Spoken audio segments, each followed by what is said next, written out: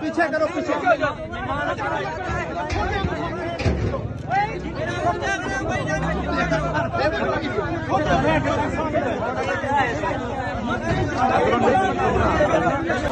और गेंदे गेंदे देखते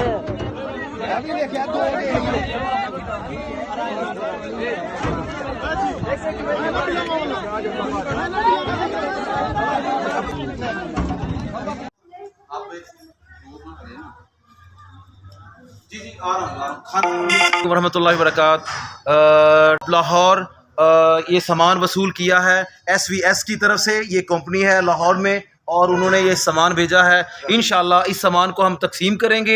ये उन मुस्तहकीन के लिए, सलाबज़दगान के लिए एहसास करते हुए ये इतना लंबा चौड़ा फासला तय करके सिर्फ इंसानियत की खातिर यहाँ पहुँचे हैं। तो अल्हम्दुलिल्लाह टीचर ऑफ पाकिस्तान ने ये सामान वसूल किया और इंशाअल्लाह ये सलाबज़दगान में तकसीम किया जाएगा।